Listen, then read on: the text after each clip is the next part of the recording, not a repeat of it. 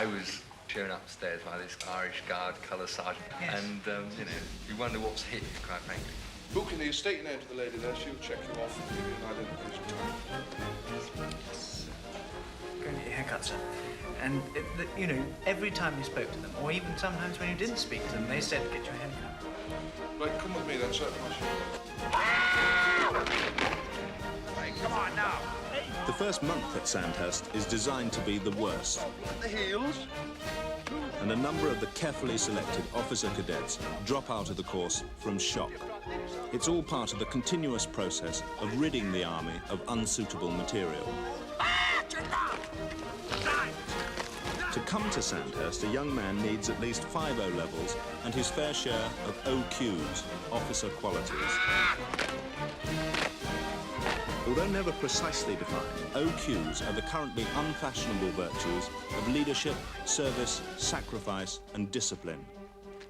Virtues rejected, according to an army survey, by most young men with the academic qualifications to become officers. So while Sandhurst is casting its net wider over society, it's still catching some pretty unrepresentative fish. And everything that's done to them in the first month seems to make them even more unrepresentative.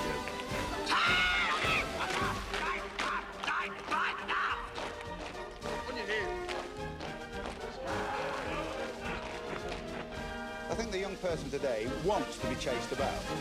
He comes to those gates and expects to be chased about. And we chase him about. We try to weld him into some sort of a team very early on, because that's going to be the rest of his military life, teamwork.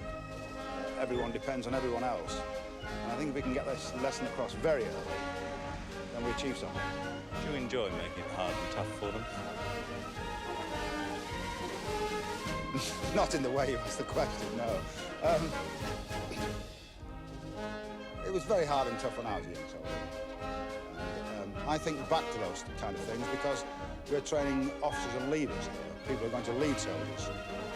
And so if they're hard and tough and get it that way at the start, it'll be much easier for them when they meet their soldiers, because their soldiers expect to be led from the front. 2 days to go and the Chelsea pensioners are well into their stride for the big day. Garrison Sergeant Major Perry Mason allows for the odd hitch, but not that many.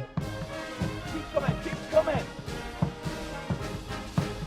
It's a momentous occasion for him too, because after 15 years of marshalling the Queen's Guard, this will be his last parade. When the inn pensioners in the Royal Hospital sort of like marched past, I was thinking of tagging on behind them and following back up the road to this great hospital to find a bed space in one of the blocks here. Every moment's rehearsed down to the last second, dotting all the I's, crossing all the T's. Captain General will say 1 or 2 words of welcome.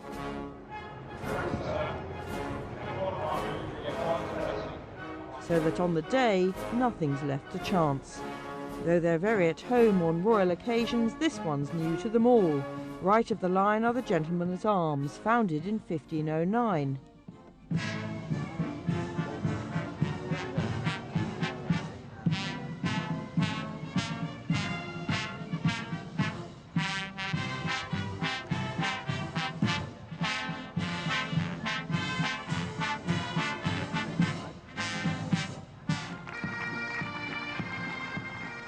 But in the end, the limelight was stolen by the Garrison Sergeant Major in a final march past on a day that brought novelty, commemoration and a tear to the eye of the Queen.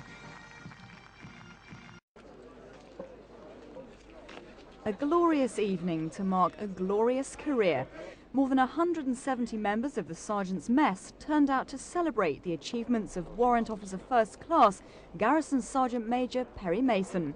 After the official photograph, it was onto the familiar territory of the parade ground for a beating retreat by junior members of the massed bands of the Household Division and the pipes and drums of the 1st Battalion Scots Guards.